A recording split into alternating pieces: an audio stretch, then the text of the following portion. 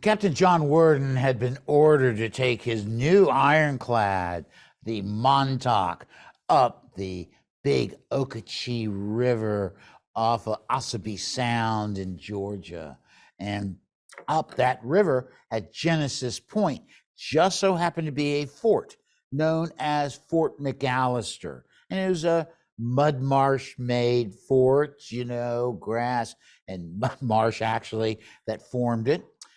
It also behind, if you rounded that bend, you were then in sight of the Savannah, Florida Railroad, which is the big railroad that connected Florida, which was a big agricultural producing area, all the way up to Richmond. And so that railroad bridge there was a target. Plus, hanging out near the target was the noted Confederate commerce raider, the CSS Nashville. Now, the Nashville was the first commerce raider, only sank 2 ships. It was fast. However, it was used as a blockade runner and then was purchased by a group of friends of Fraser and Trenholm and to make it into a privateer. Now, the Union hated the ship, and they knew the ship was there. Worden's job was to, and you can see the Montauk after the war, basically, Worden's job was to test his guns against the earthen fortifications at Fort McAllister to see how well a monitor stood up to bombardment from the shore and how much damage he could inflict upon the shore fortifications. Well, I got to tell you that that didn't work very well. And yet, oopsie. Whoops, what am I doing here? So basically, he was able to destroy the Confederate, rattlesnake, or Nashville as we like to call it, because it came down to 7 Mile Reach and ran aground, and like 1,500 yards away, Worden pulls his ironclad up next to the fort within 600 yards. He doesn't care what they're doing because he's proven himself shot proof, sinks the Nashville with great applause. Worden can be seen dancing on the deck. He's so happy. And so then they head back down river, the big Okeechee. And somebody, after the monitor had come up the river, had sown the river, as they would say, with an electronic torpedo. So the monitor, the Montauk will be coming down, and all of a sudden, boom, it hits a torpedo. Now, generally, when you hit a torpedo and you're a Union monitor, what do? Sink. However, Worden had the wherewithal to run his ship on the shore, so he mud patched it with marsh mud. So it didn't sink. And so he gets out, and there they are looking at the damage. And actually, they said when the torpedo struck, a violent, sudden, and seemingly double explosion. Worden thought that a shell had entered the boiler room and feared that his boilers might explode, sending steam throughout the vessel. Montauk began to take on water, which was handled first by the bilge pump, but then as the water rose, they had to get the bill injection pump, and the water was rising in the engine room, nearing the boilers. This is terrible. He orders a bucket brigade. He gets the hand pumps going, but he then tells the pilot, run us aground. There it is, aground. And they then, when they go outside, what they're looking at is they see that the hull has been fractured 1/4 inch wide, running about 70 feet, right? And so that 1/4 inch is not good for a monitor to stay afloat. Now, basically, they're going to be able to do a temporary patch, and then they head to Port Royal Sound. Now, Port Worden is later going to report that torpedoes are dangerous. However, it was revealed by the explosion of the torpedo that as they surveyed the vessel, they found nothing but poor workmanship, design, and poor materials that caused more damage than the torpedo. So what's happening, this is the great classic example of war profiteering. They were using poor iron. See, if iron, especially cast iron, it's typical to crack. And so, if you don't prepare it well enough, it will crack. That's what happened here. And it also, bolts shot out, bolts on an ironclad, if you're building it safely, should be countersunk. And actually, you look at the monitor's turret, you have a mantelet behind all of the bolts. So those bolts pop everywhere. So I have to tell you that Warden makes a big deal of this and actually makes a major report to Admiral Samuel Francis DuPont saying, look, these torpedoes we have to be aware of, especially when we're getting ready to plan to attack Charleston, and that they can destroy our ship easily. Well, they pass it on, and Worden ends his sentence. The shoddy workmanship did more damage than the torpedo and was due to unreasonable avarice. Oh my God, this kind of makes a big statement. Now, torpedoes were known as the infernal machines.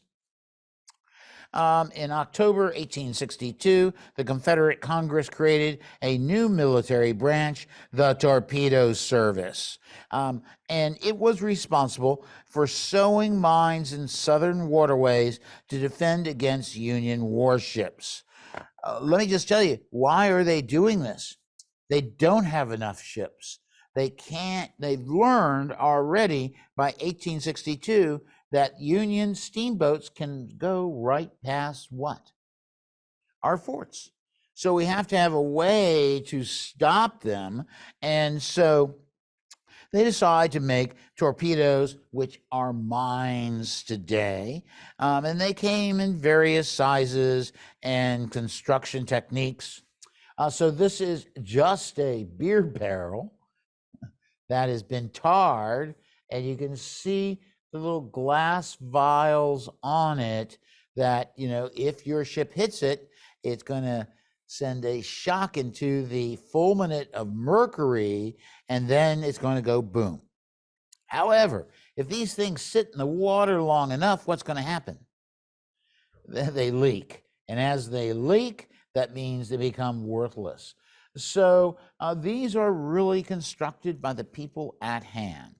However, they have galvanic torpedoes, which are going to be detonated by contact from remote control using electric current.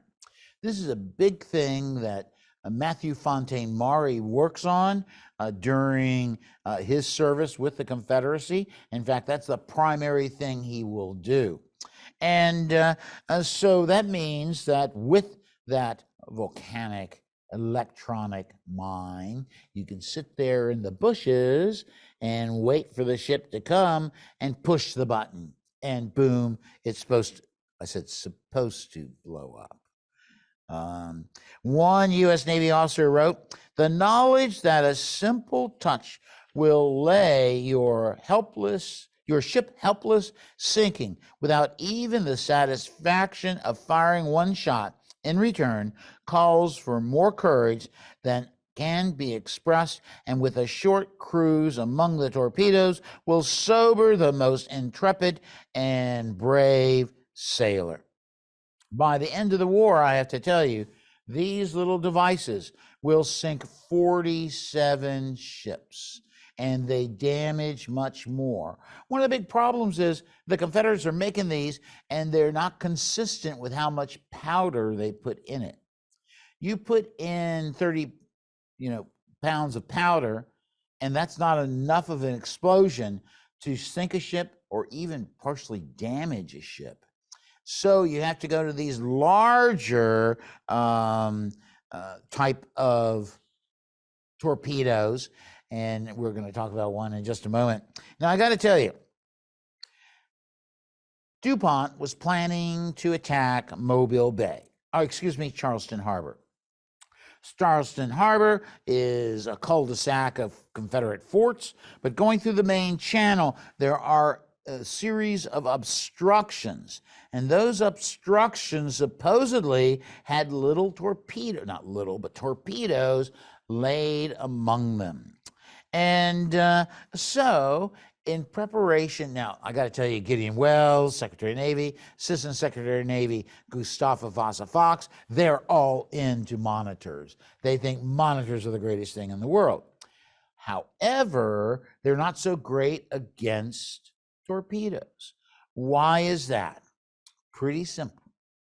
They have the very design of a monitor has a 1-inch boilerplate hull, which can easily be opened up like as one person said, as a tin can, right? And so that's not a good thing in my opinion. They also have that overhang, and that overhang is carrying 3 to 5 inches of armor, but the trouble is the overhang is once again 1 inch. So if you hit the torpedo with the overhang, boom, you're going to go down. Now, so the man that could do no wrong for the Union will step in, and his name is John Erickson. We should get fanfare. The big thing is he wanted to create an item called the Devil's Raft. And this is 70 feet in length.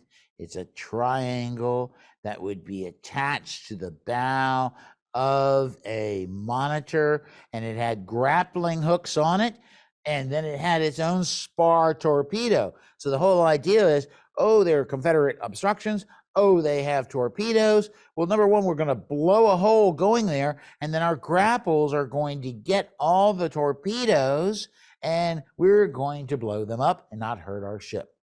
Now, I got to tell you, this raft weighed 70 tons.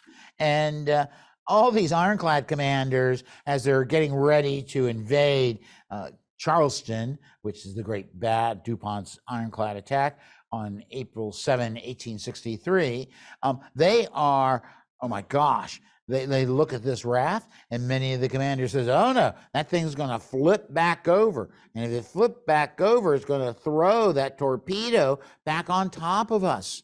So no, we're not going to use it. Only the intrepid Captain John Rogers says, I'd give it a try. That's why his ship was the lead ship going into Charleston Harbor on April 7, 1863. Well, I got to tell you, these obstructions are real well known. Now, the Federals are going to go in a line. Good old Weehawken is Rogers' ship, has this thing. It drops his speed down to 3.5 knots. Now, I got to tell you, the tide, the ebb tide is faster than that. So you can imagine struggling with a monitor that already has terrible steering qualities. And so as he approaches the obstructions, he will say, I veered to port as the obstruction's appearance was so formidable that upon deliberate judgment, I thought it might not be right to entangle the vessel in obstructions which I did not think we could have passed through, and in which we would have been caught. As Rogers turned away from the obstruction, he will hit a torpedo. torpedo, his ship rises out of the water and comes back down. However, no damage. Why? Not enough powder in that torpedo. So Rogers this attack is going to be defeated just by shell fire. But the big idea of trying to put a device on the bow, I can't get this thing ever to work. You can see where the flag is, the bow. To do that makes it very pondersome.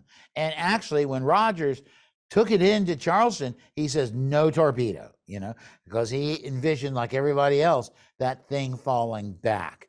If you think of, a 5-knot tide, and you're going 3.5 knots, and you got this monstrosity, 70 tons, that you're pushing, it's actually pushing back on you. The Weehawken turned not because they really wanted to, but because they were forced to. And so basically, this was not a very good thing. However, let me tell you, this ship is the biggest ironclad in the U.S. Navy, known as the New Ironsides. It's kind of crazy because it doesn't have rear armor, no bow armor, just an armor belt to protect the guns and the engines. Well, this ship is so unmanageable because it has a 15.5-foot draft that it's too shallow of water. So they decide to anchor the New Ironsides and out of range of the Confederate forts. And it's the flagship, so that's good. Well, it anchored right in a spot where the Confederates had a 3,000-pound electronic torpedo. And you can imagine the men on the side, kept pushing putting the, and nothing happens. Well, we think there's two reasons why it didn't happen. Because 3,000 pounds under the New Ironsides, it would have sank without a doubt. And so some people said a wagon wheels rolled over the wire, breaking the contact. Others said it was too far away for that electric current to really reach and create an explosion. So, these torpedoes are just terrible. This is the backbone of the fleet on the Mississippi River. This happens to be the USS Cairo. And of course, 7 city-class ironclads are going to be built in late '61. They're all going to be commissioned in January of 1862. These are the ships that enable Grant to capture Fort Henry, Fort Donelson, control the Cumberland and the Tennessee River. Well, I want to tell you this, the Cairo was built at Mound City, Illinois. It was 512 tons, 175 feet in length. Imagine the Monitor is 170 feet in length. We'll want to remember that. 6-foot draft, center wheel. Oh my gosh, it could go 5.5 knots. It had all sorts of assorted armaments on it, including 3 42-pounder rifles, 3 8-inch shell guns, 6 32-pounder rifles, 3 42-pounders, 1 30-pounder rifle, and 1 12-pounder. In other words, this thing could shoot out of the water anything it wanted. Now, the Cairo was the second city-class ironclad to be launched, which allows it on 19 February 1862 for the Cairo to capture Clarksville, Tennessee, and on 25 February 1862, Nashville, Tennessee. It was then commanded by a man known as Lieutenant Nathaniel Bryant. Cairo fought through the Union repulse at Point Plum Bend, and on 11 May 1862, it also there at the Battle of Memphis. In other words, this ship is well proven and up to any activity. Now, it just so happens that Brian will become, ill, and so he'll be replaced by a man known as Lieutenant Commanding Thomas O. Selfridge. And some of you all may be familiar. He was a captain of the Monitor for 2 days. He was on the Cumberland when it sank. He's a hardline officer. Now, he took the vessel and strengthened it, and you can see his strengthening right through here with more iron plates to protect what we call that knuckle. And so, because he had witnessed it, well, he hadn't witnessed, but he read about Plum Point Bend and how the Confederates rammed and sank 2 city-class ironclads. So he tried to create a boom-like effect, sponson, so to speak, to give the greater defensive opportunities for the Cairo. So this is all fine and dandy. And so he actually added, and you can see this sketch is like the most fabulous thing Selfridge did for this ship. You can see where more iron is put on the casemate, not only to protect the guns, but right behind there, you can see the paddle wheel, and that's where the engine system was. And so you're protecting your boilers. So yes, it slowed down the Cairo, but it actually made it better to fight ship-to-ship actions. Well, the Federals are operating north of Vicksburg. Grant is trying to do his Grenada campaign, moving down into Mississippi. The big trouble is he's got to control certain rivers, and the biggest river he's got to control is the Yazoo River, which enters the Mississippi right above Vicksburg. In fact, when you go to Vicksburg today, it's on the Yazoo, because things kind of move when they want to over there. And so this reconnaissance and force included the tin-clads, Marmora, and the Signal. Now, what are these tin-clads? Well, they are steamers that have been covered with wood and then covered with 1-inch boilerplate. So they think that's going to protect you. But it made you feel better to be on a tin clad than a wooden clad. So I'm just throwing that one out. So on the 11th of December, the Marmora and the Signal ran up the river some 20 miles where they discovered 2 torpedoes, which they exploded with musket fire. Now, the Confederates just had them floating there, thinking that, oh, that might be a log. Well, the Marmora recognizes what they were. They blew them up, and they came back down and said, oh my gosh, we can't go up the river anymore unless we're supported by ironclads. And that slowly they could go back up river and safely destroy or lift the infernal machines, as they called them, out of the water. I would have shot it, but anyway. So as the on the 12th of December, as they go up river, they are peppered with skirmisher shots, and Selfridge will fire canister into the woods, and that stops them.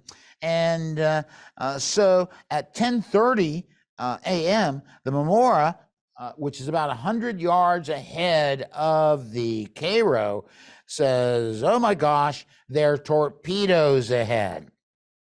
And so he stops and backs down river. Now, Selfridge is like a, how could I say, a dynamic officer. And as a result of that, he says, follow me. We're going to go and get those torpedoes. Well, this is one of my, where did that go? Now, I don't know what happened to my favorite slide, but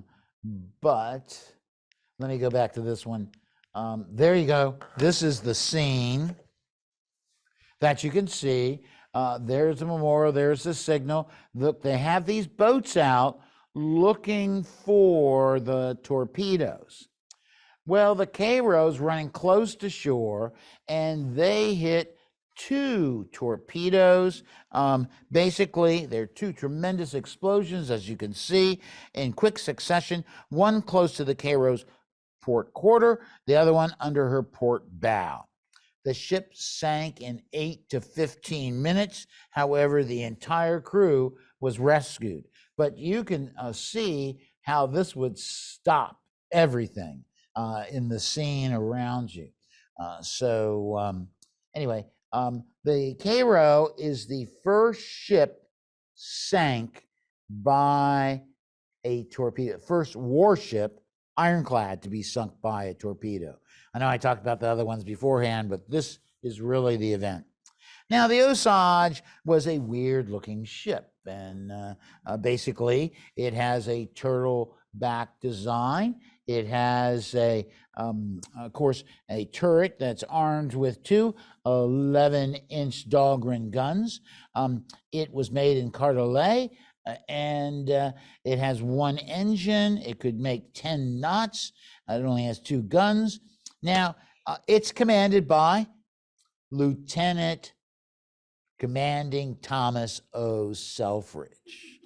Now, I have to realize, up to this time, Selfridge has been on 4 ships, 3 of them with C's. The Cumberland, which sank while he was on it, the Cairo, which sank while he was on it, and then the Conestoga, which was a timberclad that hit a torpedo, and guess what? Sank with him on it. So they still like him, and so they'll give him a job as commander of the Osage. And the Osage is going to fight during the Red River campaign. And basically, it will single-handedly capture Alexander, Louisiana, without firing a shot. However, during the Battle of Blair's Landing, it runs aground. When it runs aground, the Confederate cavalry, commanded by Brigadier General Thomas Greene, attack the ironclad. Now, note to self, they've got cannons, I have pistols, but Greene was filled with what was called old burst head. In other words, he'd been drinking. And so he thought he could, because the ship is run aground. And so it could not, so he gets killed. And so that's the only time a unit of cavalry tries to capture an ironclad. Well, anyway, so this ship is refloated, and although it requires great repair, it then it serves into Mobile Bay, and on 29 March 1865, it strikes a torpedo in a previously swept channel, and it will sink with 2 crew members lost. Now, this is another city-class ironclad that is going to have some fame.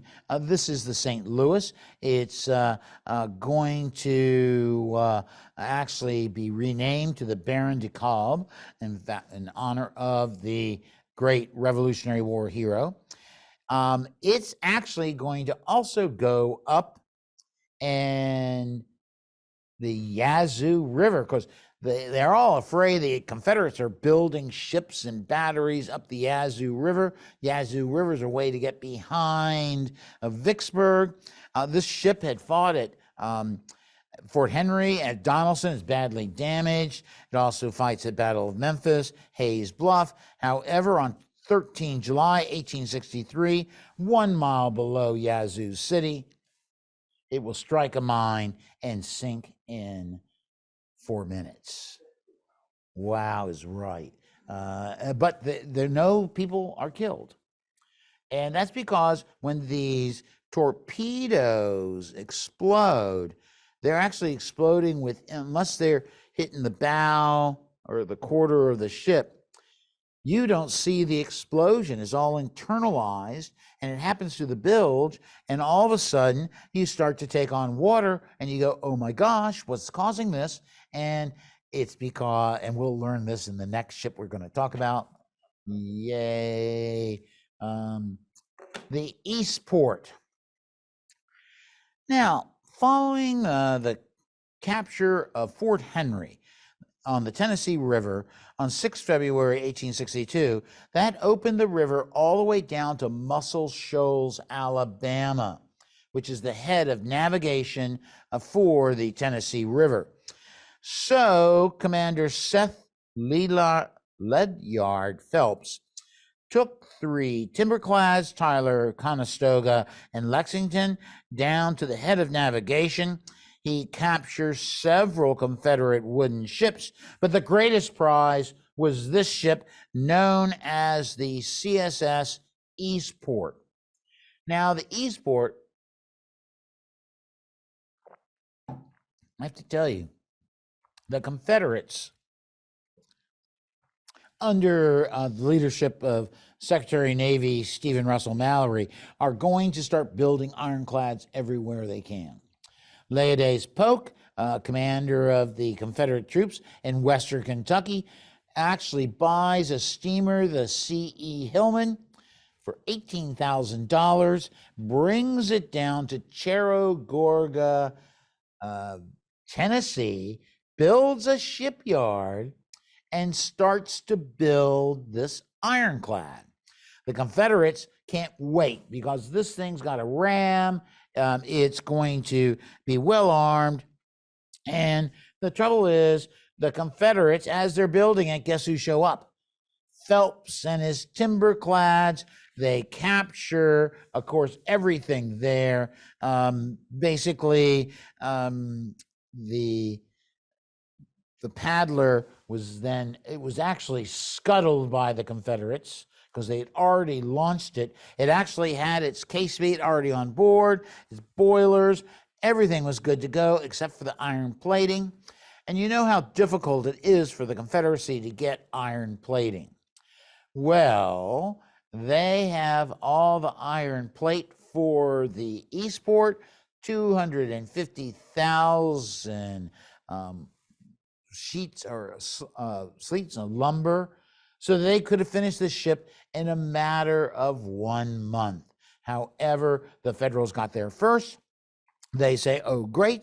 And so the Eastport had been cut down to a main deck, and basically it was led by Isaac Newton Brown, who later did the conversion of the Arkansas into a rather successful ironclad. So basically, the Confederates lose the ship, and the Federals will arm it with 200-pounder Parrotts, 6 9-inch Dahlgrens, and 2 50-pounder Dahlgren rifles. Oh my gosh, this thing is 280 feet in length. You think about a city-class ship, 179 feet in length. This was a monster ironclad that would have wreaked havoc had the Confederates finished it. But I want to tell you, every Confederate ironclad building project on the Mississippi, other than the Manassas, which wasn't much of an ironclad, and then the Arkansas, were all destroyed on the stocks because the Confederates could not complete them fast enough. So here they got the Eastport, and they'll use it in the Red River campaign. And of course, the water's dropping. Everyone's fearing. Eastport has a 6.5-foot draft. That's not very good. And so actually, it will run across a torpedo. And no one knows it hits the torpedo until the water all of a sudden appears in the engine room. They go, what happened? Well, you know, the captain didn't even know. They could have plugged it with canvas, but oh no, the Eastport sinks. So the Federals spend 3 days pumping the ship out, finally going down and repairing it, getting it all ready. They put it onto steam, and it goes a quarter mile, runs aground, they blow it up. So much, but you can see these torpedoes are just deadly as can be. This is probably the most saddest of all torpedo stories. They all are sad. This is the Tecumseh. It is a Kannakas class monitor, which would make it the third class of monitors. It had a length of 235 feet length. You can compare it more to the Eastport. It had one propeller, it had two 15-inch Dahlgren guns, it had tons of armor, and it was built by Charles Secor and Sons. So it's commissioned in April of 1864. Now, Farragut is getting ready to plan his attack on Mobile Bay. But the big trouble is he has no ironclads. So he sends a message up to Gideon Welles, a contest between wooden ships and ironclads is a loss for the wooden ships. Oh my gosh. You know, that means he's got to have ironclads. They bring two out of the Mississippi River, and then they send two Kannakas ironclads to Mobile. One is, of course, the Manhattan. Remember, they're armed with 15-inch shell guns. And the other is the Tecumseh. The Tecumseh arrives on April 4, 1864. The attack's going to happen the next day on August 5th, 1864. So Farragut goes to Tunis, Marcellus Augustus Craven, right? He usually goes by Tunis A.M. Craven. But he'll say, you're going to be the lead ship. And so coming in, right, let me tell you. So the big thing is the interior starboard line of the ironclads. The last two, twin-turreted, are going to fight against the fort itself to try to protect the wooden ships. The Manhattan and the Tecumseh are supposed to be able to deal with this ship, which is the Confederate ironclad CSS Tennessee. Now, the Tennessee it didn't go very fast, but it appeared it was going to go too fast. So, at 6:47 in the morning, the Tecumseh opens fire on the lighthouse, and by 7:05, the Confederates returned fire. The Tennessee had positioned itself across the mouth of the channel. You see her going there now. And by 7:30, the Tecumseh was 600 yards away. However, Craven did not think he could intercept the Tennessee in that fashion. Now, all the naval officers had been told there's a black buoy out there, and if you go inside that black buoy, there are torpedoes. Craven did not think he could intercept the Tennessee unless he entered the channel where the torpedoes were. So it's kind of like weaving through this torpedo field, as it's called. Now remember, his ship steers poorly, and he told his pilot to go straight at the Tennessee. 10 minutes later, the Tecumseh hits a torpedo 100 yards from the Tennessee. This painting is not accurate, but it looks pretty good. That's why I like it. But the Tennessee would have been ahead quite a bit. So that's why, if you notice, the line is veering inward towards the wooden ships, which Farragut did not want to happen. Craven thought that's the only way he could do his duty. It struck a torpedo and exploded.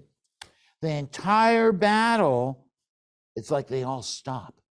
They're in awe because when the ship hit that torpedo, her stern lifted high in the air with the propeller still revolving, and the ship pitched out of sight like an arrow twanged from the bow.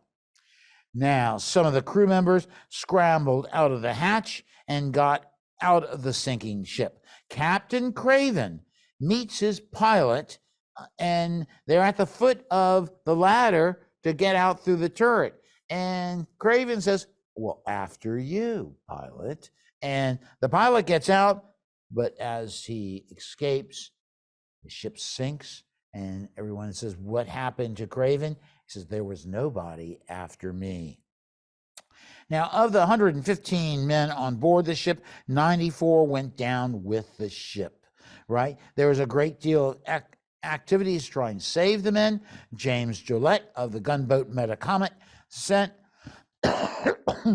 a boat commanded by acting ensign Henry Niels, and to reach one of the boats, they actually pull in 10 people.